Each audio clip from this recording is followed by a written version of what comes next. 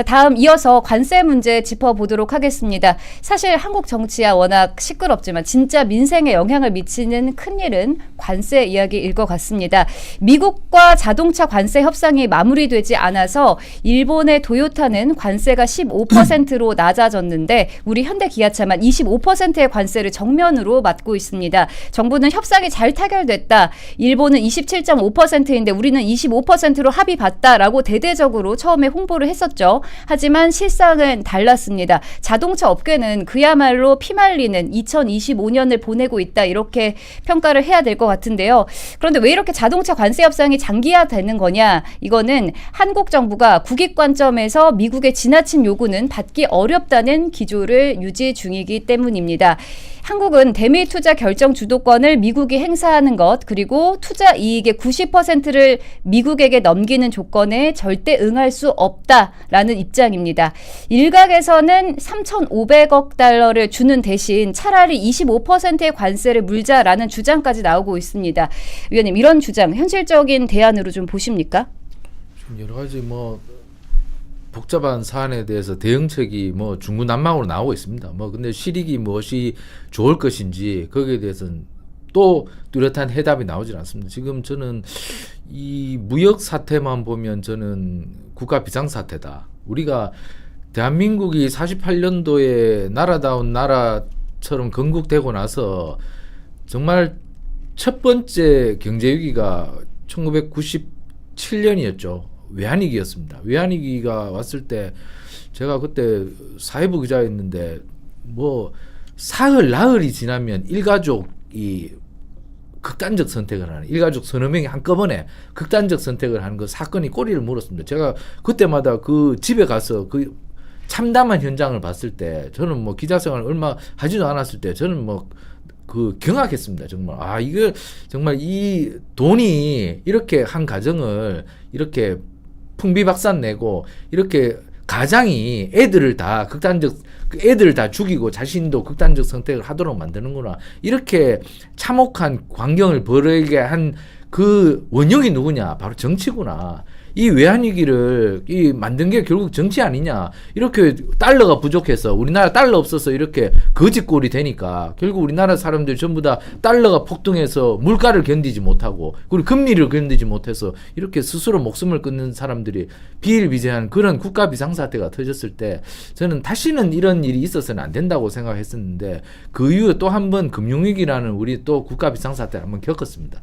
근데 지금도 저는 그 정도 버금가는 사태가 일어나고 있다고 봅니다. 왜냐하면 우리는 수출로 먹고 사는 나라고 특히 우리나라는 반도체나 자동차 수출 비중이 꽤 높습니다. 그러니까 특정 품목을 갖고 우리가 먹고 살고 있는 거죠. 그러니까 특정 품목이 자빠지면 우리는 그대로 외환위기에 빠질 수가 있습니다. 우리가 수출 못하면 달러 안 들어오고 그러면 우리 기름도 못 사고 가스도 못 사고 우리가 살 수가 있는 게 없습니다. 그러면 국가 비상사태가 또 터지는 것인데 민주당은 사법부 흔들기나 하고 내란 적폐청산 이 얘기를 하는 거 보면 저는 또다시 제가 97년도에 겪었던 그 참혹한 사태가 또다시 일어나는 것 아닌가. 저는 그렇게 두려움을 요즘 갖고 있습니다.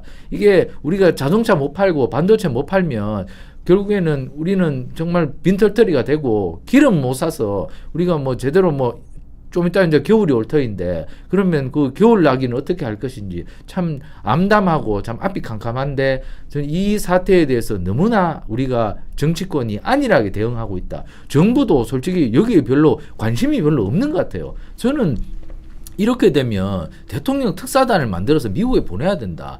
트럼프 대통령이 말을 안 들으면 공화당이나 민주당 사람들 그 바지가랑이 잡고 형님 우리 다 죽게 됐어요. 좀 도와주세요. 이렇게 말해야 되는 거 아닙니까? 그래야 미국이 정치권이 움직여서 뭐라도 관세 1%라도 깎으면 우리 그래도 외환 조금 버는 거 아닙니까? 그렇게 우리가 살아야 되는데 저는 외환위기 직전에도 우리가 그 당시에 너무나 흥청망청했던 그 시절들이 기억나는데 지금도 흥청망청하면서 상대 정파 때리기에만 골몰하는 대법원 흔들기가 이렇게 중요합니까? 저는 이런 걸 볼 때 우리나라 또 국가 비상사태를 맞을까봐 그렇게 되면 참 참혹한 순간이 옵니다. 그 참혹한 순간을 정말 눈에 보지 않은 사람은 정말 알 수가 없는데 저는 이 나라가 어찌 될지 참 30년 전 기억이 다시 떠오르는데 전 그 악몽이 다시 되돌아나지 않기 위해서는 이 정부가 진짜 미국에 대해서 진짜 찾아가야 된다. 자꾸 찾아가서 바지가랑이 잡아야 되는데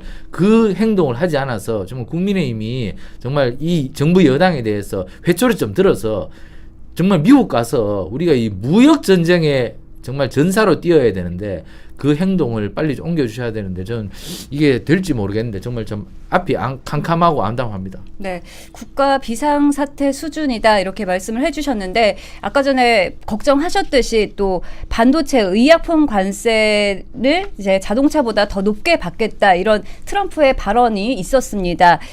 한미 무역 협상에서 미국은 반도체 의약품에서 최혜국 대우를 약속했는데요. 아직 체결된 협정은 없는 상황인 것 같습니다. 지금 이거 굉장히 더 힘들어지는 거죠. 아까 자동차에 이어서 반도체나 의약품까지 넘어간다라고 하면 사실 반도체 같은 경우는 지금 대한민국의 수출 비중, 대미 수출 비중의 2위를 차지할 정도로 지금 큰 부분이거든요. 그럼 이거 지금 자동차에 이어서 지금 대한민국 반도체까지 이어진다라고 하면 대한민국 산업 다 죽이겠다는 거죠. 아까 자동차 부분만 해도 지금 사실상 지금 관세가 우리나라 같은 경우는 한미 FTA로 인해서 원래 관세가 없었어요. 없었는데 지금 이거 무려 25%까지 뛰었다라고 하면 이거 가격 경쟁력이 완전히 없어진 겁니다. 지금 아마 한국 소나타가 캠리보다 200만 원 더 비싸졌을 거예요. 이제 미국에서. 그럼 이것만으로도 지금 경쟁력이 굉장히 하락한 셈이 돼버리는 것이다 라는 말씀을 일단 좀 드리고 싶고, 일본하고 왜 계속 비교를 하는지 궁금해하실 거예요. 이게 수출 경합도라고 하는데 수출 경쟁 상품이 비슷하다는 소리입니다. 그럼 수출 경합도가 높을수록 이게 수출 경쟁이 부딪힌다라는 소리인데 한국과 일본이 수출 경합도가 굉장히 높습니다. 그럼 이 말인즉슨 상품 경쟁력이나 가격 경쟁력이나 어떤 것들이든 우리가 높아야, 우위에 있어야 미국 내에서 지금 많은 수출을 할 수 있을 거 아닙니까? 근데 지금 우리가 미국보다 내세울 수 있는 어떤 특정한 우위가 있다라고 하면 사실상 가격 경쟁력이었거든요. 그럼 자동차나 반도체 마찬가지입니다. 근데 이게 일본과의 가격 경쟁력에서 지금 관세 때문에 밀리게 된다라고 하면 이건 우리나라 기업들이 다 죽는다. 그리고 아까도 앵커님께서 잠깐 말씀하셨지만 혹자들 경제학자들 일부가 야 3,500억 달러를 투자하느니 차라리 관세 25% 내는 게 나아. 이거 말입니까? 그립니까? 이거 경제학자가 해서 되는 소리가 아닌 거예요. 예를 들어서 이걸 단순 비교로 해서 야 이거 지금 1년에 수출로 통해서 얻는 지금 수익이 얼만데 이거 곱해보니까 3,500억 달러 투자하나 비슷비슷한 것 같아. 이렇게 계산하면 안 되죠. 지금 가격 경쟁력이 이렇게 떨어지면 당연히 지금 판매가 현격하게 줄어들 것이고, 그럼 대한민국 현대자동차 반도체 기업들 지금 매출이 줄어들 것이고, 그럼 이거 기업이 지금 결국엔 힘들어진다는 소리고요. 이렇게 되면 지금 일자리가 줄어든다는 소리고, 일자리 줄어들면 소비가 없어진다는 소리고, 소득이 없어지면은 소비가 없어진다는 소리고, 그럼 이거 지금 대한민국 내수 경제까지도 다 흔들린다는 소리 아닙니까? 지금 이 심각한 위기의 상황에서도 이런 아니란 소리를 하고 있다라는 게 지금 가장 큰 문제라는 말씀을 드리고 싶고, 이런 현상이 왜 나오느냐? 지금 이재명이나 민주당이 국익을 먼저 생각하지 않기 때문이에요. 국민을 먼저 생각하지 않기 때문입니다. 대한민국 경제를 먼저 생각하지 않기 때문입니다. 중국 눈치가 먼저 보이는 거고요. 개딸 눈치가 먼저 보이는 거예요. 야 이거 지금 미국하고 이렇게 협상하고 투자하고 해도 지금 중국에서 괜찮을까? 이 눈치가 보이는 것이고, 야 이거 개딸들이 미국에 강하게 대항하길 원하는데 내가 여기 지금 바로 사인해도 될까? 이 눈치도 보이는 거예요. 자, 이 눈치를 보고 있기 때문에 협상이 진전되지 않는 것이다. 왜? 미국은 지금 단순하게 경제적 이익을 얻으려고 하는 것이 아니다. 이거 지금 중국과의 세계 패권 전쟁 중에서 우리의 최우방이었던 대한민국이 여전히 우리의 우방 국가인지를 지금 확인하고 싶어 하는데, 아무리 봐도 이리 봐도 저리 봐도 지금 우방 국가가 아닌 것 같다라고 평가하는 겁니다. 이거 앞만 봐도 중국하고 더 가까운 것 같은데, 그리고 지금 이건 자유진영과 공산진영의 패권 전쟁인데 계속 중국하고 손을 더 꽉 잡으려고 하네. 이게 눈에 보이는 것이고, 또 대한민국 정치 상황을 보니 야 이거 법치를 어기면서까지도 지금 야당에 대한 탄압이 이루어지고 종교 탄압이 이루어지고 종교기관을 지금 압수수색하고, 이거 미국 자유진영 국가에서 봤었을 때 상식을 벗어난 행위를 하고 있는 거예요. 이거에 대해서 지금 직접 간접적으로 미국 내 정치인들이 경고를 하고 있습니다. 경고의 메시지를 계속 날리고 있습니다. 자, 그러면 미국 같은 나라에서 봤었을 때는 종교 탄압이 이루어지는 국가는 자유진영 국가 아닌 거예요. 종교 위에 쓴 국가거든요. 그럼 종교를 탄압을 해? 자유민주주의 국가에서? 야 이거 진짜 대한민국 이상한데? 이거 지금 중국화되고 있는 거 아니야? 라는 충분한 의심을 할 수 있다. 그렇지 않았다면 미국이 진짜 최우방국인 대한민국에 이렇게까지 행위하지 않는다. 이렇게까지 지금 압박을 가하지 않는다라고 봅니다. 그래서 지금 이러한 모든 문제들이 이재명과 민주당의 중국과 미국 사이에서 지금 줄다리기, 개딸들 눈치 보기, 그리고 지금 자유진영이 아닌 공산진영과 손잡기 등으로 지금 발생하는 정치적 문제에 더 가깝다. 경제적 문제보다 정치적 문제에 더 가깝다라는 말씀을 드리고, 이재명과 민주당의 좀 이런 말을 전하고 싶습니다. 이거 본인들이 어떤 사상을 가졌던 어떤 이익이 있든 개인에게 이것까지 알 수가 없겠으나 대한민국 국익과 지금 국민의 보편적 이익에 반하는 행위를 하지 마라. 이거는 당장 아주 단기적인 대한민국의 어려움을 가지고 오는 것이 아니라 정말로 중장기적으로 굉장히 힘든 상황을 만들어낼 수 있다. 아까 위원님 말씀하셨던 것처럼 제2의 IMF도 충분히 가능한 지금 위기 상황이 될 수 있다라는 말씀을 드리고 싶고, 우리 국민의힘이 지금 이러한 위기들을 잘 파악하고 있기 때문에 저희들도 강력하게 맞서겠습니다만은 국민들께서 함께 싸워주셔야 된다. 아시겠지만 지금 민주당이 밀어붙이면 우리들이 막을 수 있는 방법이 없으니 국민들께서 함께 외쳐주시고 함께 싸워달라는 당부 말씀도 좀 부탁드리고 싶습니다. 네. 위원님께서는 미국이 우리에게 이렇게 강경하게 입장을 취하는 이유 무엇이라고 보십니까? 미국의 인식은 지난번 트럼프 대통령의 트위터 글입니까? 저 나라에서는 무슨 일이 일어나고 있는 것일까? 숙청과 혁명이라는 단어를 소환을 했죠.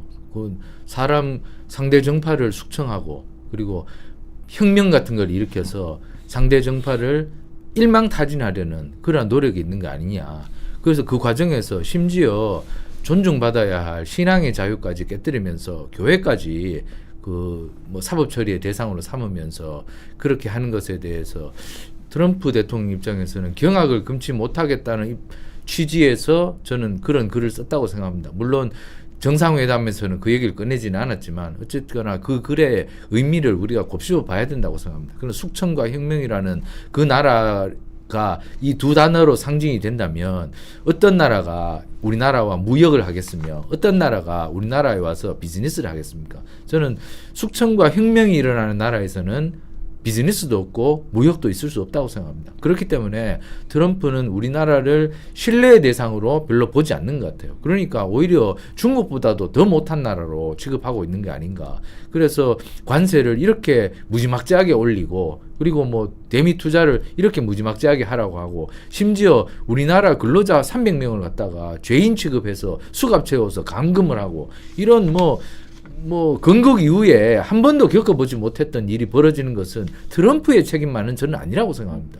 우리가 대외적으로 어떻게 비쳤는지를 미국이 보고 있는 것을 보고 본대로 자기들 행동하는 것이 아닌가. 물론 트럼프와 미국이 예전보다는 달라졌다는 것은 인식하고 있습니다. 하지만 우리가 잘하고 있는지는 한번 봐야 된다는 것이죠. 제가 IMF 때 얘기했지만 IMF 때 우리나라가 달러가 부족해서 거의 그 만세를 부를 그런 시점에서 IMF의 달러 지원이 이루어졌던 것은 미국 재무부도 반대를 했다고 저는 들었습니다. 그러나 미국 국방부가 안 된다. 한미 동맹이 있기 때문에 한국 저렇게 나서서는 저거 북한한테 침략당해서 큰일 난다. 우리가 지켜줘야 된다. 그래서 미국 국방부가 움직여서 우리나라의 IMF 지원이 이루어졌다고 저는 강만수 재정경제부 장관의 회고록에서 봤습니다. 그런데 그만큼 우리는 한미동맹이 끈끈하게 이어졌기 때문에 우리나라가 IMF 외환위기에서도 살아남을 수 있었는데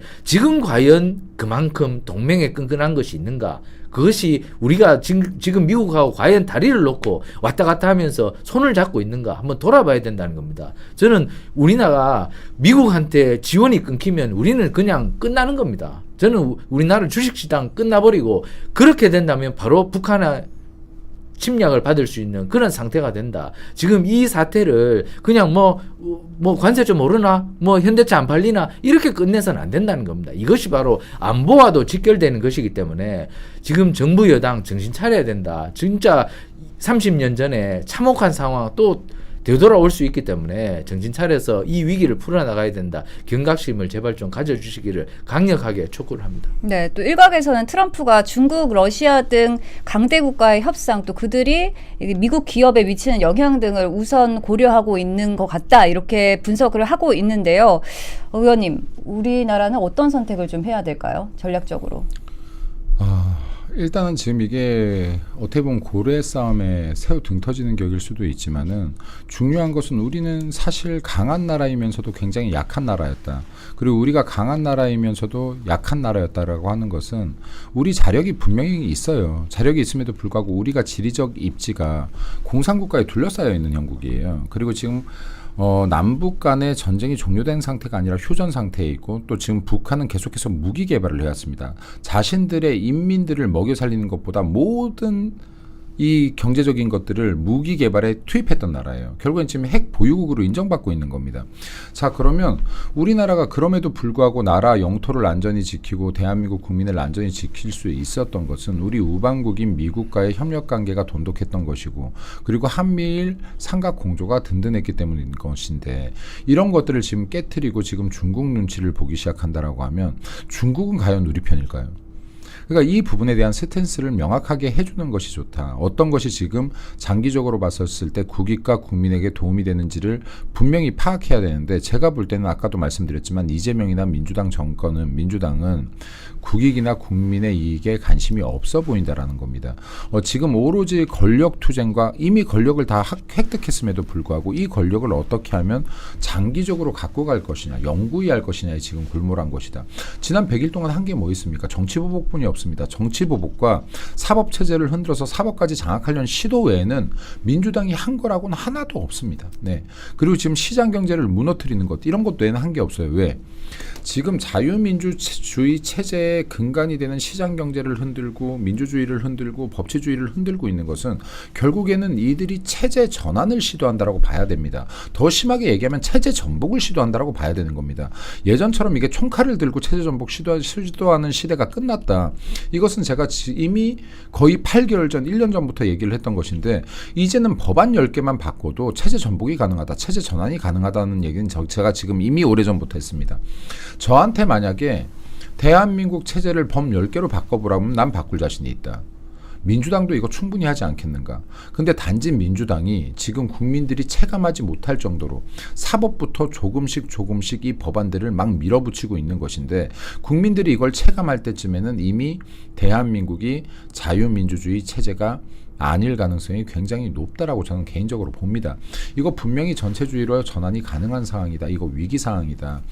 그래서 이거를 민주당에게 무언가를 기대할 수 있겠는가? 저는 없다고 봅니다. 민주당이 지금 이럴 마음이 있다면 이렇게까지 위기 상황으로 빠지지 않았을 것이다.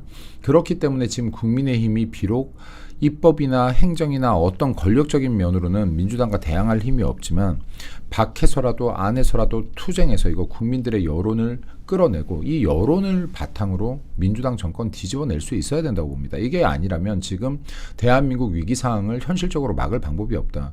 민주당이나 이재명이 바른 생각을 가지고 있는 사람들이라면 이게 가능하겠지만 지금 이런 정책적이나 전략적인 미스라면 이건 해결이 가능한데 이게 지금 본인들의 의지에 의해서 이루어지고 있는 것들이라면 이거는 기대할 수가 없다. 기대할 수가 없기 때문에 지금 이거는 우리들이 끊임없이 투쟁하고 이 여론을 통해서 지금 민주당이 어쩔 수 없이라도 옳은 방향으로 가게 만드는 수밖에 없다라는 말씀 드리고 싶습니다.